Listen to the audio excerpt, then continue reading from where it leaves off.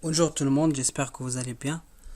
Alors, النهارده غادي نشوفوا deux mécanismes qui sont très importants ou أي واحد داير développement informatique خصو يعرفهم. Les deux mécanismes ce sont la sérialisation et la désérialisation.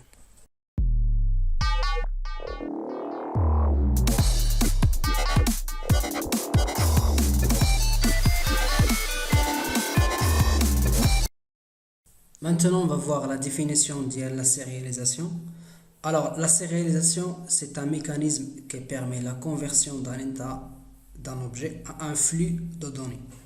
Et la désérialisation, c'est le processus inverse dans lequel, d'après le flux de données, on peut recréer l'objet réel en mémoire.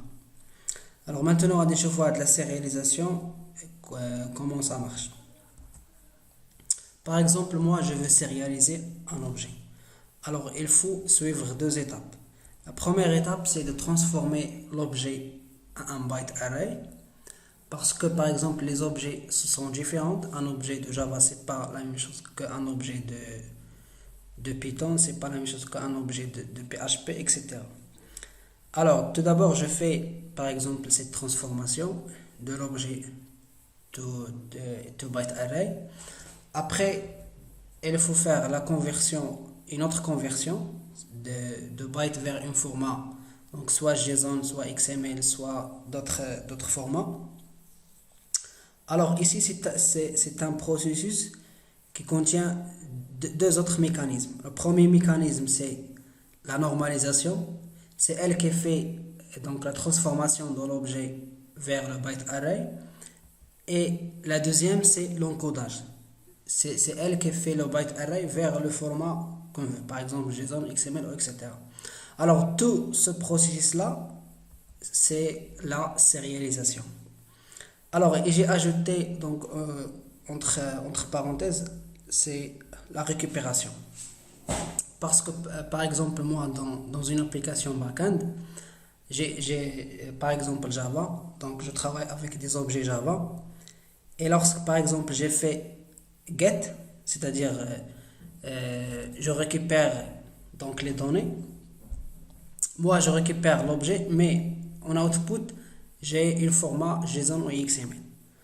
Alors c'est un processus, ou bien c'est ici qu'on voit la sérialisation.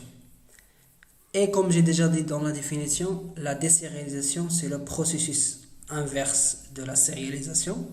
C'est-à-dire au lieu de encodage, on va trouver le décodage.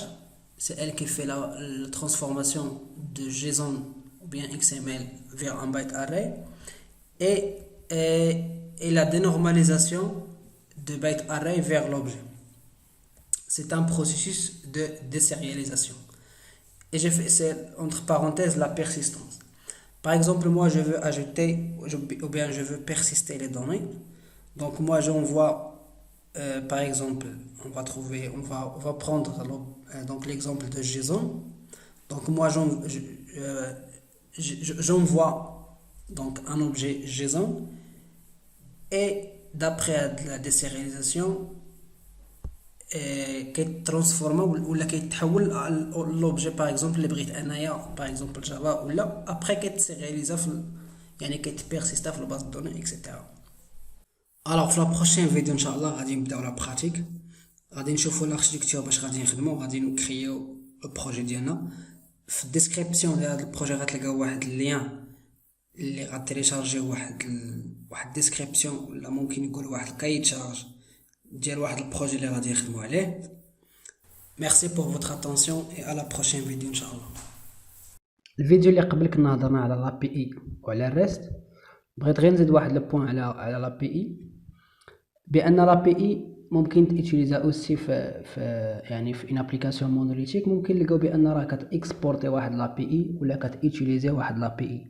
سيتادير لا بي اي راه ماشي غير غادي نلقاوها غير في لي ميكرو سيرفيس، مي غادي نلقاوها اوسي في مونوليتيك.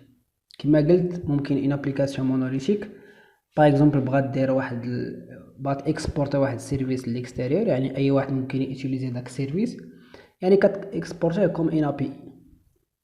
بون بغيت غير نزيد بان لا بي اي راه كتيتيليزا باغ اكزومبل في مونوليتيك او في ميكرو سيرفيس.